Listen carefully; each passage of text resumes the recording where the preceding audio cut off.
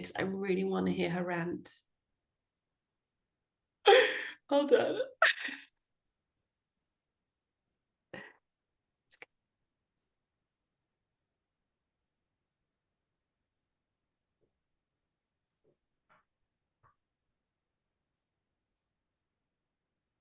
Okay, have you had all the buttons? Have you pressed OK? Here we are. Thursdays at 11 o'clock is QT Conversations. It is Qualified Tutors podcast, our answer to all the questions in tutoring. Well, actually, no, I'm lying. It's no answers at all. It's just more exploration, isn't it?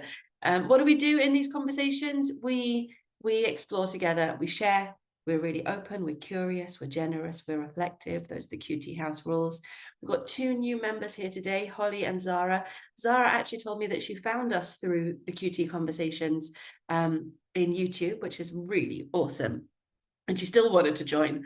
So Jenna, behave yourself. What am I hoping to talk about today? Something about the personal experiences. Jenna, Russ, I like that a lot. We're going to be talking about the formative experiences in becoming a professional tutor. So the moments when you felt like you were stretched and you leveled up and you leveled up and you leveled up until you really felt that you were established as a professional tutor. Now, I'm really mindful that we've got some new people in the room and I don't know where they're up to in their tutoring journey. So what I'm going to do initially, and this is how I always do it, is we just open the question initially and then we see what threads come up and we start pulling on them. So Dee, I'm gonna ask you, because you're the OG in the room, to tell OG? the old girl, Oh, the old girl, right? I'm Old. official. I am officially a pensioner. Teachers' pensions have I didn't finally mean cocked old in up. that sense. Original. Original, thank you. Much better than old. Thank you. The OGs. Okay, so since you are have been one of our longest standing members, please will you start off by talking about that journey of going from plan B to plan A tutoring, which is a phrase that we talk about in the book. Okay, let's go. Which is awesome if you don't have it, buy it. Thank you. And more importantly, read it. And then write a review about it. Yeah, even more important. Gosh. Yeah, They come uh, with you. That's young. Thank you. I she's got was that a Matt Parker book there as well? Oh, you are a nerd. Humble. Oh, and I need Matt's Love Triangle book as well, which he wrote Someone last told year. I me ordered yesterday. that to bring with me, but it didn't arrive before I came into hospital. It's so good. I read a few bits of it. Okay, I let's go. I literally fell into teaching by accident because I was a weather forecaster and that's all I ever wanted to do. And when the people who were employing me as a TV weather forecaster decided they didn't want me anymore, firstly, they broke my heart. And then I realized some years later they'd actually done me a massive favor because I went to the Met Office College where I got to teach forecasting. So that was kind of nice. And I discovered I quite like this, teaching other people stuff. And then randomly I retrained as a maths teacher and somehow survived 2 years in a classroom aged 40 to 42. And then discovered a maritime academy where I was a round peg in a round hole. I was teaching maths and meteorology to students not much older than those I'd been teaching in school who actually really wanted to be there and could finally see the relevance of the maths. And I did that for nearly 13 years. And then I took redundancy for a number of reasons. Having done little bits of tutoring, a student or two a year, I thought, well, that's something I can do just to kind of keep the money ticking over. So it was, yeah, I'll do this for a bit. But I need to upskill. I don't know what teaching in a classroom looks like now because I've been out of a secondary classroom for so long. So I hunted down maths teachers on Twitter, stroke X, and I discovered LaSalle Education and Complete Mathematics, and I found Helen Osmond in an online maths conference, and I discovered Qualified Tutor. And then I discovered that I didn't know I needed to be supported until I was being supported. And I still needed to upskill in all sorts of areas, not just about my subject knowledge, but about relating one-to-one with students with differing needs, often complex needs. And I just kept feeling the need to upskill. Some of that happened organically through my interactions with lots of different young people. Some of it happened by talking to people who got more experience than I'd got. And then I trained as a coach because I realized that coaching was an integral part of what I was trying to do with my students. And I didn't feel equipped to do it to the level that I felt I was capable of. So I upskilled again. And I think this idea of being a professional tutor, well, I came up with a name for what I was doing without really calling it a business. But I think it's when I started focusing on the social media stuff and my brand and what I wanted to look like visually, and being involved with Emma's Make Your Marketing Count group and various other places, that I realized, okay. And my husband kept telling me, you have a business. I keep telling people about your business. I went, yeah. And I have to tell HMRC about stuff, so I guess I'm a business. So yeah, I'm a professional tutor.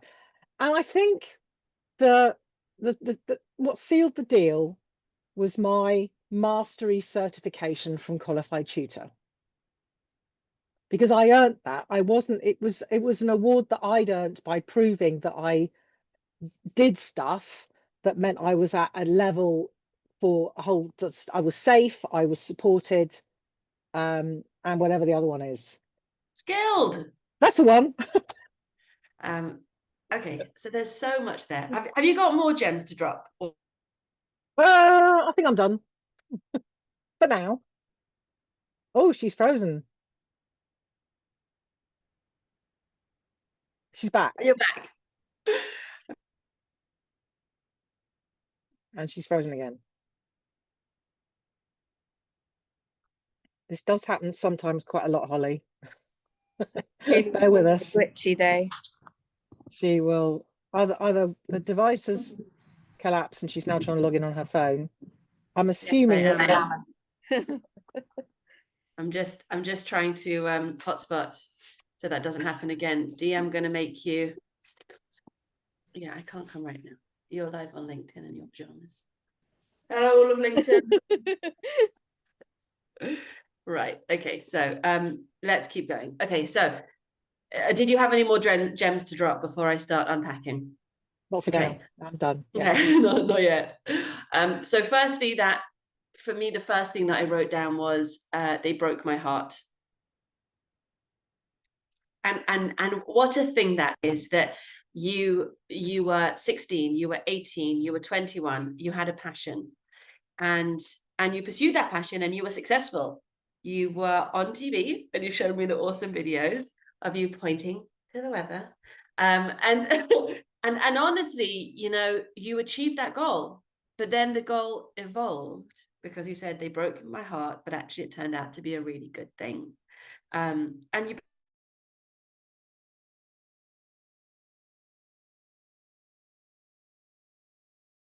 all of your things, it's what I talk about in the book in terms of find your element.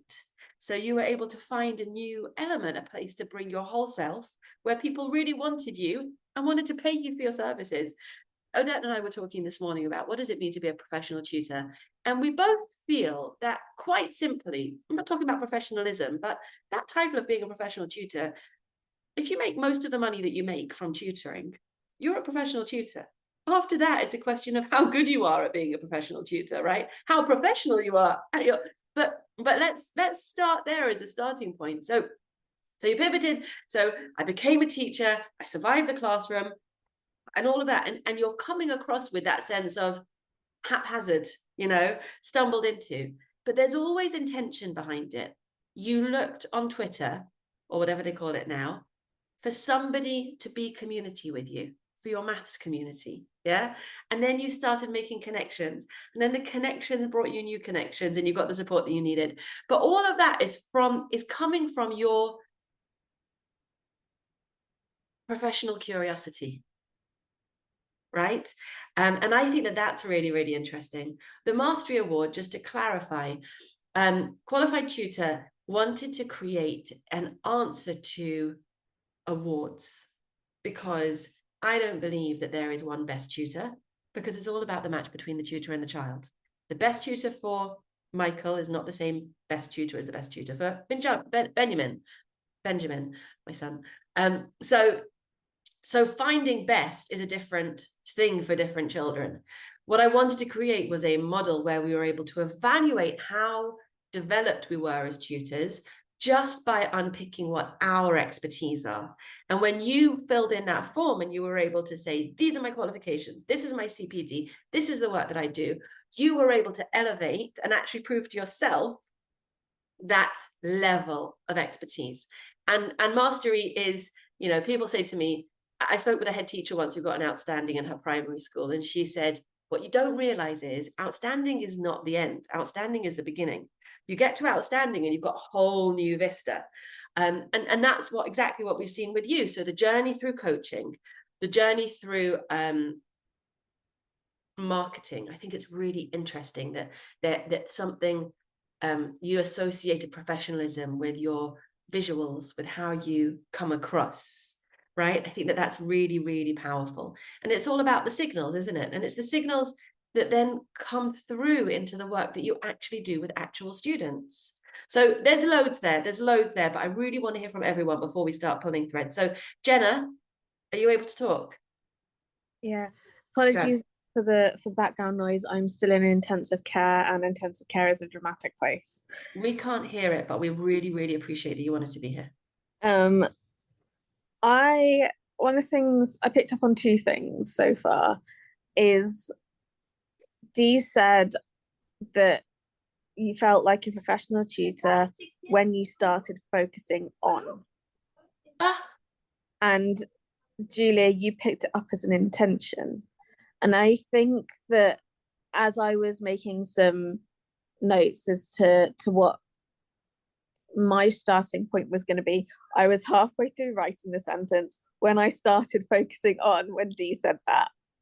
And I was halfway through writing the word intention when you said that.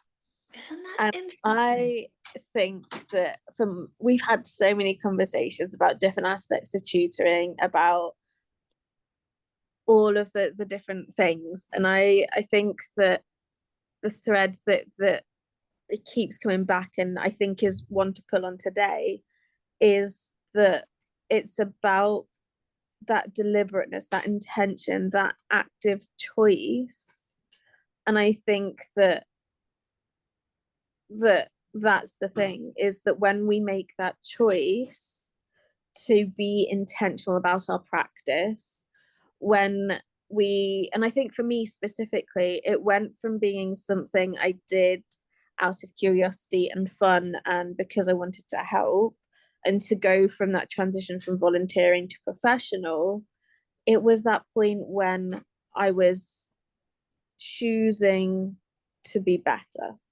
And I think that idea of upskilling and that being a pivotal point, and that idea of seeking community, seeking learning, seeking balance, I think that comes into it, is that it goes, yes, it, like, there's an element of what's the word, not apprenticeship, but that kind of learning stage where you're seeking learning. But I think it's more than that. You're not being given the learning. It's not about figuring out how to do it.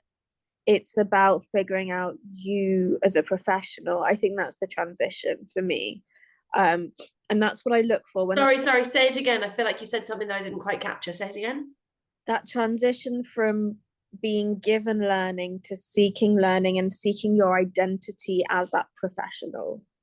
I think that's the point at which you transition to become a professional. And part of it is that, and this is what I look for when I'm looking to work with tutors, and it doesn't matter whether it's necessarily tutors or other practitioners, it's that point where, like, you see it with kids, right? It's part of development, all types of development that you go through, where you are being trained and then you feel like you know everything you need to know, you're now it, but then you go, hang on a minute, no, I don't know anything. And I think that that's the bit where you start coming into your own.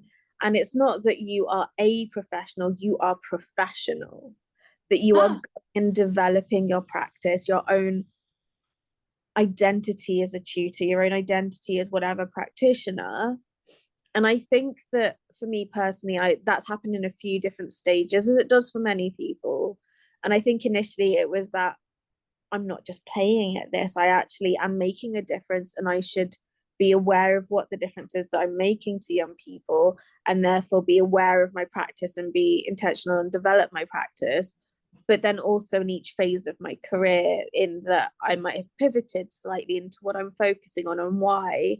And like Dee said, one of those transitions, and I think that's the thing with all of this, right? It's transitions, it's that transitional thinking and the transitional practice, marketing, and the way that you relay and relate yourself to others. I think that change, those transitions kind of form part of that identity of professional. And I think that's where we use terms like specialist and expert, or like, you know, these sorts of things to denote level of experience, is when you have these major transitional periods. So the first one is from learning and playing at, or like training at, or whatever, dabbling, to professional, and then moving on through those stages. I think that, yeah, there's so many different things there that could be pulled on even more, I think. Well, I mean, it was delish. It was absolutely delish. Danielle is going to take Moxie for a walk now, so he probably won't wander in again. Holly, you can take Kenzie with you. That's a good idea.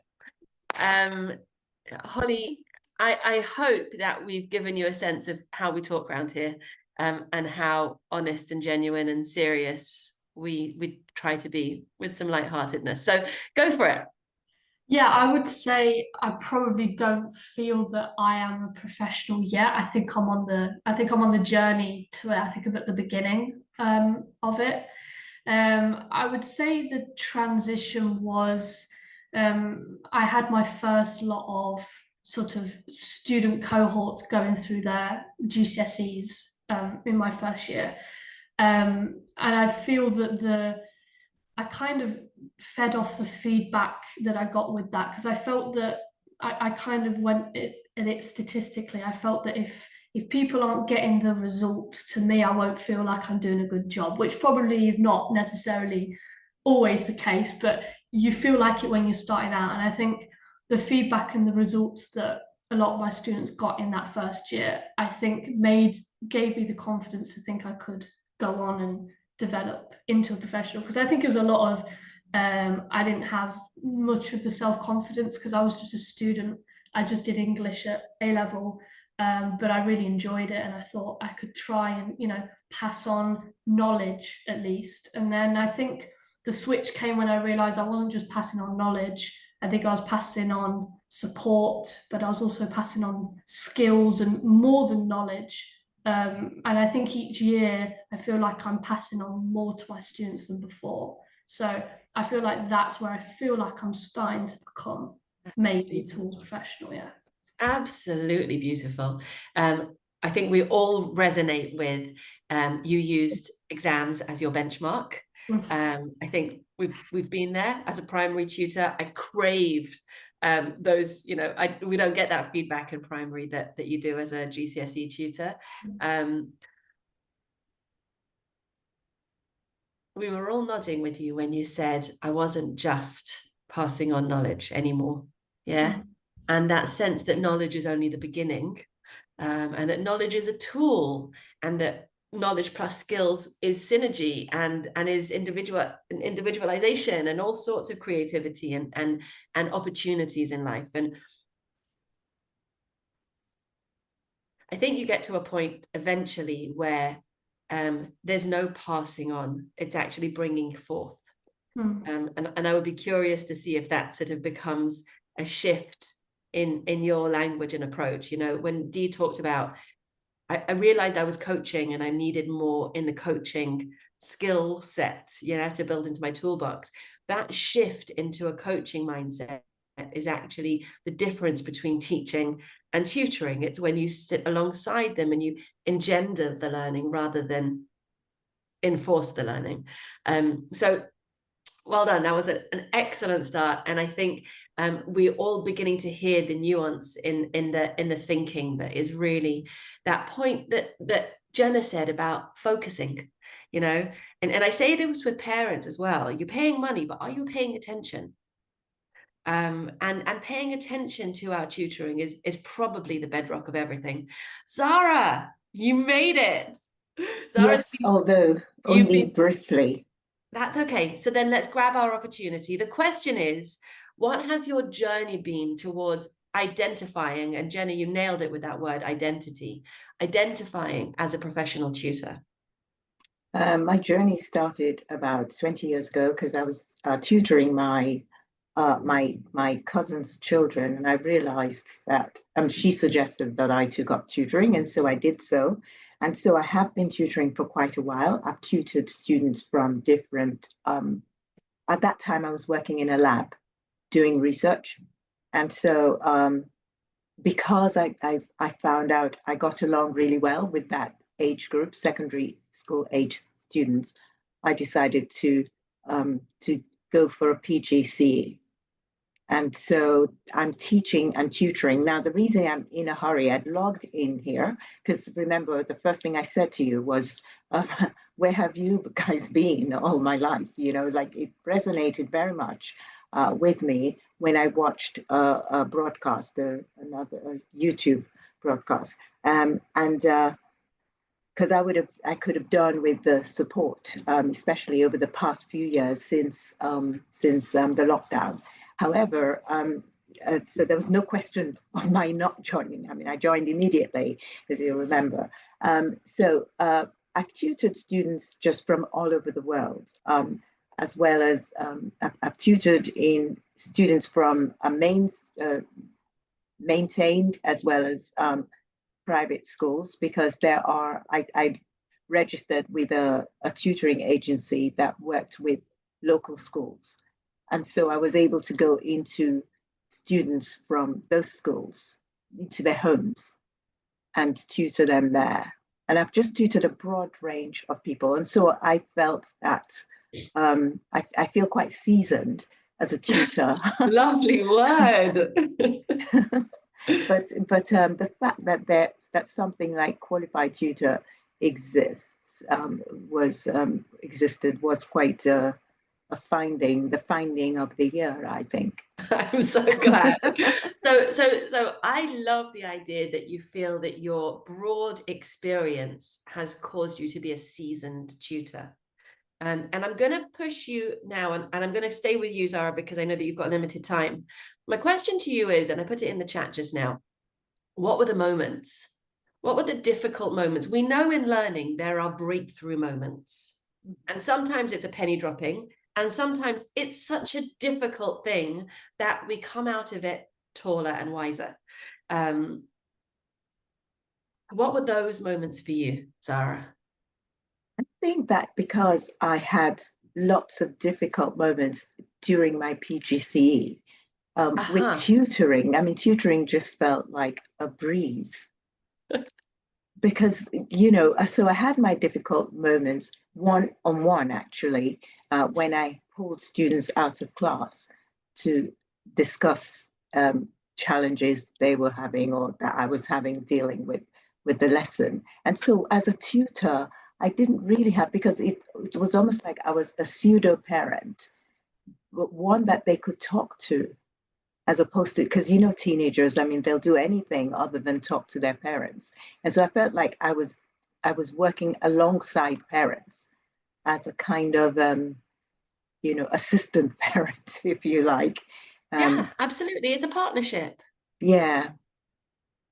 So, no, I didn't have difficulties with that I can remember. Of course, I'm trying to figure out my route to this school that I'm going to right now. Like I've got to be there at 12. And so perhaps I'm not really, nothing is coming to mind. I hear you. I hear you. Thank you so much. Thank you. And I know what you mean when you're only half your brain is here. So I totally get that. But I think that your point around almost being in loco parentis for that short amount of Yes. time.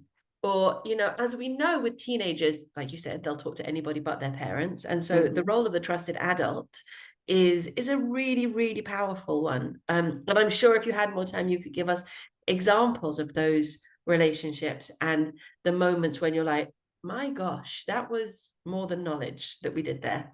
Yeah. Holly, I'm borrowing that, more than knowledge. I think it's really, really profound. Jenna, I know you got some juicy ones for us. I want to know the difficult moments that left you feeling more seasoned. So many. I know. Jenna, Zara, just for context, Jenna puts herself in difficult positions. She goes right close. Yeah.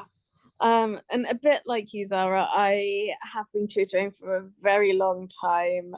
For me, it's about 18 years, professionally. And I think that one of the things that I have done that comes from a place of imposter syndrome a little bit and feeling inadequate when I shouldn't, is I have had a very long journey to get to a position where I feel like the professional that I am, and that I charge like it, and that I don't do the kind of level of pro bono work that I did before out of feeling inadequate. And I mean, I think there are a handful that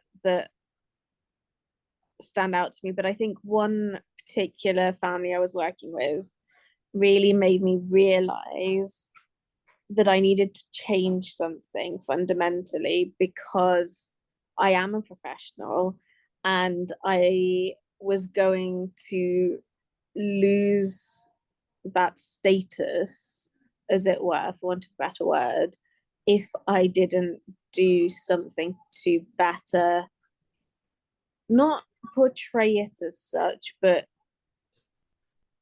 to hold myself to those things that the definition of professional, including the bit where it means I do it for money, and real money, not just like a bit of pocket money that covers my expenses. And I was working with this family of 4 children, ages 2.5, 3-ish, 10-ish,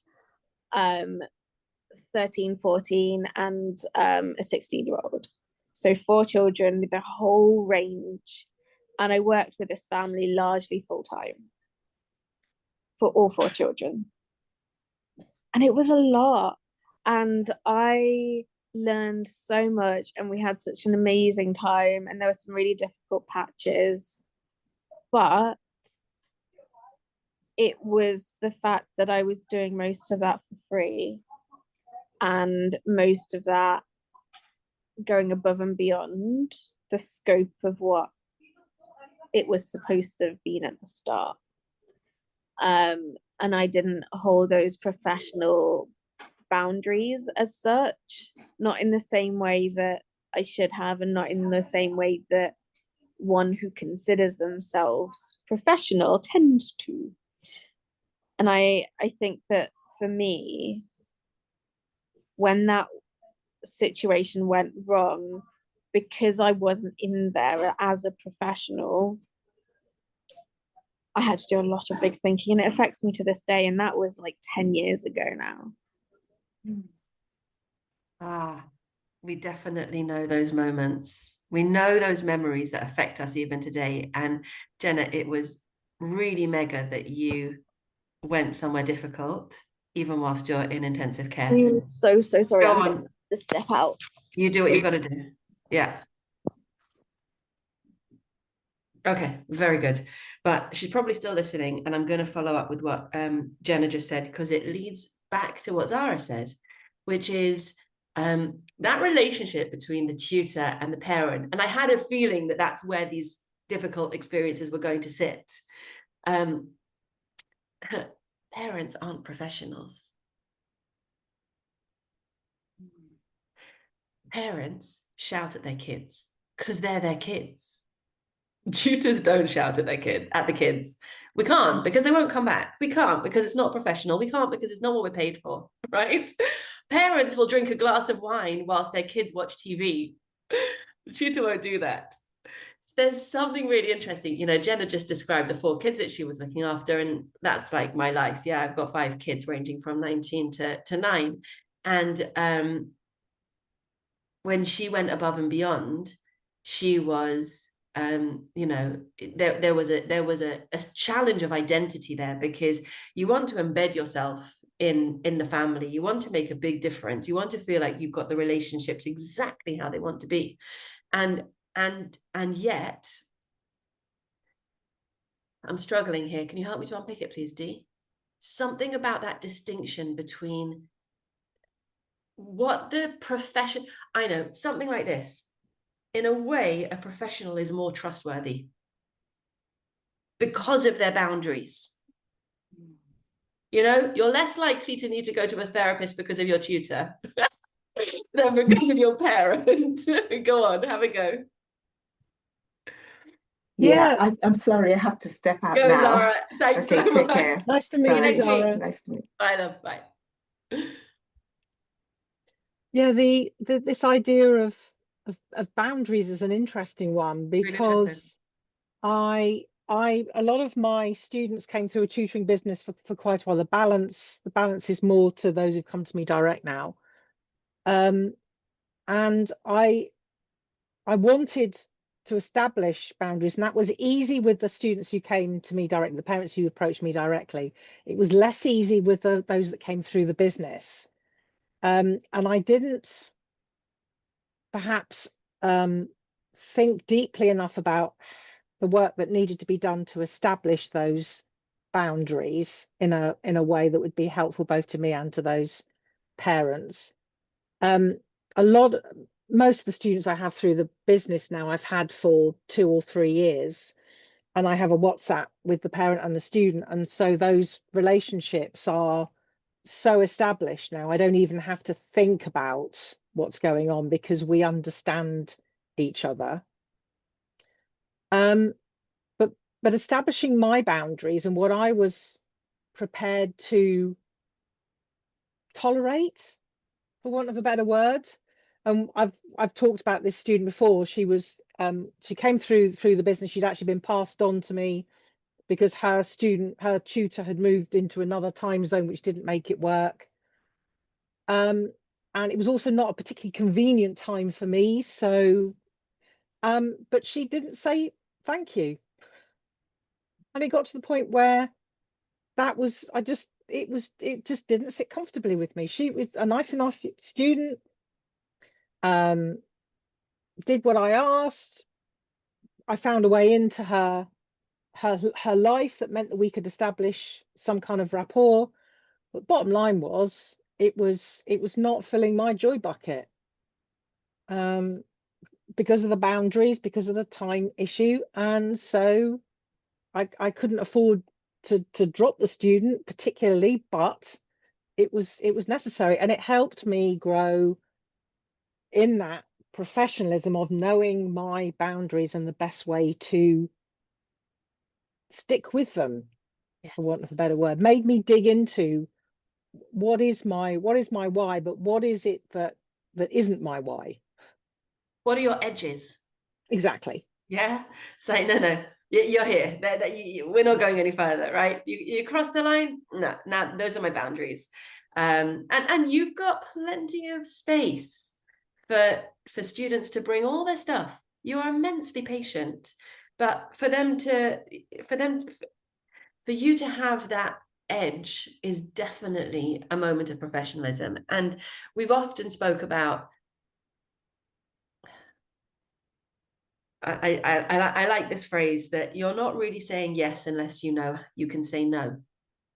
Yeah. And there's something about no that actually does elevate your yes. Holly. Yeah. What are your thoughts? I've had a couple of, very similar to what Dee and Jenna said, I've had a couple of boundary situations that have been quite hard to deal with because I'm still quite new to the whole thing. I did have one where it was a case of they essentially were telling me what to teach. So it was, my thought process was, why am I here, kind of thing. Good. You know, they were telling me day by day exactly, this is what you spend in the first hour and the second hour, and it was very, and I realized that I tried to sort of place in some boundaries of, well, this is what we're going to do today, and try to enforce my way of teaching, and it didn't work. So unfortunately, I tried, but it had to be stopped, just because I just couldn't. I wasn't teaching them. I felt like I was using what they wanted. I felt like. And were the parents right? Or were they wrong? Or was it somewhere in between? Not. It's somewhere in between. I think some of the things, honestly, they really were just telling me to teach what I already planned. Which is just they really kind annoying. of just wanted to have it as their idea. Oh, okay. But then I think other times I think it was not appropriate to teach that for their level. So I kind of decided it wasn't gonna work. I haven't had a lot of instances like that, but I have had a couple. So it's a really powerful moment. I talk about it in the book. In chapter 2, I talk about all the things you need to stop. Chapter 3, all the things you need to stop. And one is stop answering to parents. Exactly like you just said. If they're bringing you in, give you the space to do your job. And if you think about the pattern of private tutoring and that idea that, traditionally it was parents that drove the industry. Yeah. Who are you prepared to pay for? How much are you prepared to pay for it? What are you prepared to pay for?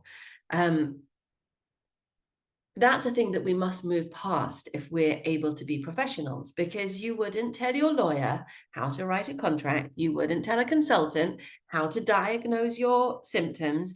In the same way, a tutor has to be confident and competent enough to be trusted by the parent. Do you know what, Dee? You said about plumbers.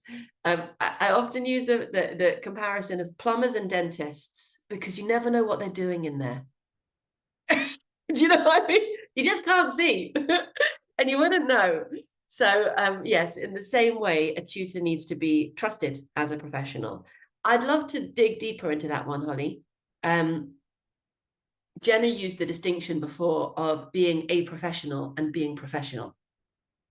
And the two things are very closely intertwined, but they're not the same thing. You could be an unprofessional professional, i.e. you make most of your money in tutoring, but you show up late, you're not prepared, you aren't polite, all of the things that we know. What signals could you have given that parent? I'm shifting into mentoring here, forgive me. What signals could you have given that parent that would have shifted the power balance so that they didn't behave to you like that? I think that it actually slightly worked a little bit towards the middle of the teaching.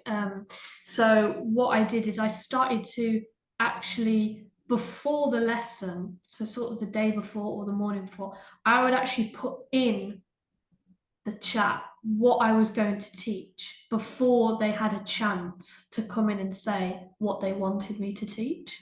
But because I explained it so clearly and I planned everything out and I said, today we're going to do this and this and this. And I think because I explained everything in such depth, because I feel that that would work, that actually made them back off a little bit. Because I think that they saw perhaps the way that I structured it, the way that I wrote it, and they may have started to have a little bit more confidence in me. So I think that actually that did slightly work for a little bit. So I think just sort of asserting your knowledge or showing that you understand what you're doing, but actually showing it to the parent and not just verbally saying it. Yeah. I think that really helped in terms of signals. I think also a day early is really clever. Yeah. Yeah, not too long to ask you to go and replan it all.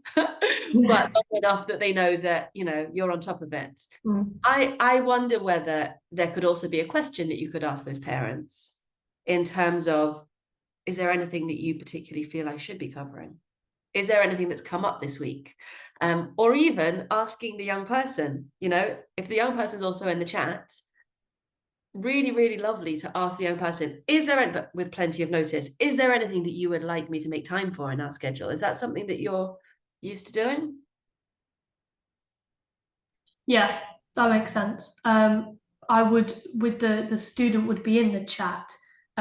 So alongside the lesson plan, I would often ask them, you know, have you, you know, done this particular stuff at school this week? Is there any particular areas in English that you felt you struggled with a bit this week? Because we could assign some of the lesson to that, or I could plan the entirety of next lesson based on that. And I think when the student got involved, again, I think the parent maybe slightly backed off a little bit because they kind of saw that it was being dealt with, I think. Awesome. So those are exactly the strategies that signal professionalism, right? And you're showing up with curiosity. I'm here for you. What is it that you need? But sitting behind your curiosity is all your expertise. Dee, what are your thoughts? I've always I got fed up with planning stuff and then telling the student perhaps a day in advance what we're doing, and they turn up and they're, oh, we did this today and I can't do it, can we do that instead? Or they don't, I've planned something, I haven't actually told them what, because so now in the WhatsApp chat, a few days I have reminders on my phone, get an update from these students. And so I asked them 2 days in advance in the WhatsApp chat, give me a maths update. What challenges have you been facing? What tasks have you been doing? And they'll often come back and say, it's all, you know, we're doing this, but it's all good. But I now know what they've done, so I can do some retrieval practice. And it turns out actually, no, they can't do it. but they can, but they can only half remember it. And they're used to me doing that now. And most I have 19 students. I don't want to have to chase all of them. I tell them I'd rather not have to chase you. Please tell me in advance. And some of them do now. Most of them don't. But it's and the parents. I've never had parents telling me what I should do. I've never had that. And the other reason I ask the students what they would like is because I'm now making them think about their own learning Throughout the week. Because if they, and this whole metacognition thing is so important, because if they're I still get frustrated when with some of my students and I say, so, you know, when I ask them to verbalize what they did, and they just give me a you know, oh, we did fractions, and that's not a huge lot of help. You've been doing it at fractions every spring term since you were 9. And when I ask them to expand on that, they aren't able to actually describe what the aim was of the lesson, which does worry me slightly. Has it not been explained to them what they were supposed to be doing, or have they just not taken it on board because that's not the kind of person they are, and they just kind of wander through stuff? That's the way they learn stuff. But to make them think about their learning, what have I done this week? What was difficult is going to help them, certainly approaching exams, because if they're not conscious of what's difficult, they're not going to know what to work on. Okay, let's spend the last 10 minutes talking about self-regulation and metacognition. What's just happened in the conversation is that we've dropped from top level down into the actual doing, which is completely legitimate because that's what we do. Actually, hold on, this ties both things in together. So I've decided to start taking on students again. And that's partly because I just built this lovely office and I can't not share it with students. And it's partly because I wanted to go through the journey of doing the thing that we talk about all day. And I did that thinking for myself of, you know, I know what things I've tutored in the past, primary and EAL and those things. What do I want to tutor now? What's my niche going to be? And Holly, this is a lot of the work that we do. And there's some resources sitting in the membership about going through and working out what your element is in tutoring. And for me, it's very much about, well, it's two things. It's firstly doing the things that aren't being done at school. And secondly, it's doing the things that give the most bang for their buck.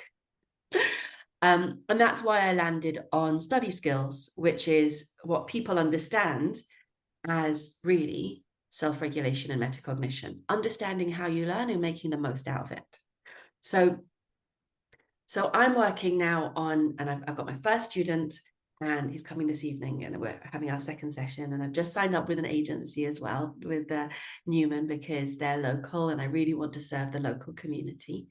And I'm making choices, and I'm designing flyers, and I'm, you know, beginning to put myself out there as a professional tutor again, it is a bit of a mind shift. You know, on the one hand, I'm developing the postgrad in professional tutoring and doing the lecturing about it, but on the other hand, I'm thinking about actual students and what they actually need, and it's really stimulating.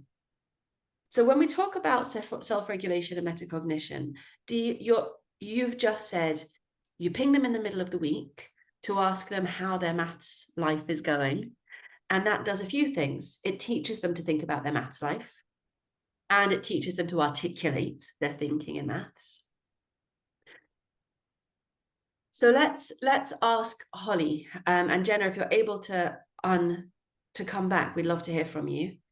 What things are you doing to help your student think about themselves as learners, in the same way that this conversation is helping you to think about yourself as a tutor? That's what I do, right? I help you to think about yourself as a tutor and to build your identity. What things are you doing to help your students think of themselves as learners? I normally do lots of, I think, reflection on work is important. We do a lot of discussion based things. I think getting students to go over what they've written or go over what they've done in class, but almost they talk it back to me. So we'd go through pieces of essays or paragraphs and things like that, and I'd get them to, you know, read out a section to me, but then afterwards, you know, tell me, what do you think about it and the way that you wrote it? Because they can, you know, when you come back to it a second time, you can think, oh, I've got better ideas the second time. So then they're thinking, oh, maybe I can develop this idea, or my learning slightly changed to, I want to write in this style. So I think I get a lot of discussion and reflection out of them. And I think that really gets them to think about how they learn in their learning style. And then also that improves their writing subsequently. That's right. Now, when you talk about learning style, you're not talking about visual and auditory and all of that. No. We know that there's no evidence for that. That was a distraction that took us decades to wash out. There are actually, there's a conversation at the moment about 50 or so learning strategies that kids use at different, or that we all use at different levels. But I've not done much reading about that yet. The words that I picked up and what you just described there as were better and want. So your student came back to the writing and said, I can do it better, which means that they have a sense of what good looks like. Yeah. And I want to write it like this means that they have a sense of what their good looks like. And those are really, really strong skills. Tell me more about where your students have started from. Are they coasting, you know, are they near the top? What are their prior attainments when you get them? Because those are really insightful moments. I think a lot of it is with the GCSE spec, they know the stuff. So they know their papers, they know their Shakespeare, and they know what's going on. But it's actually the way that they write about it and the way that they write their answers could be so much better than what they've done previously. So improving the way they flow their sentences, improving their vocabulary, because they have the knowledge. I think a lot of my students aren't quite sure how to get it on paper in a way that gets the marks that they need to get. So a lot of it is that reflecting and realizing I want to write better because I know what I'm writing, but it's how I write it. And that's what they want to improve. And we normally go through things like that. Well, that's gorgeous, isn't it? Because that iterative process, I don't know if you've seen in our module, Powerful Feedback, we use Austin's butterfly. And if you look up the YouTube video of Austin's butterfly, it's just the most gorgeous example of the power of feedback to create, well, to enable a year 6 child to produce work at the level of a 14-year-old easily or above. And simply, the key element is the teacher never gives up. The teacher's like, oh, I love what you've done here. Can you correct this? Can you improve that? And the process is really interesting because the butterfly, which is what Austin's drawing, it gets worse before it gets better. And you must see that in the essay writing as well, right? Because they're focusing on introductions. So the conclusions or the main body of the text then drops. And eventually they've got all the plates spinning at the same time. Too many metaphors, sorry. And actually the whole thing then sort of, you know, then you get to that point of mastery, don't you? But that journey to mastery is an iterative process and it can be painful. So since Jenna's still not ready for us, Jenna, I'm holding the last 3 minutes for you. She's ready. Hold on, I have to finish my question.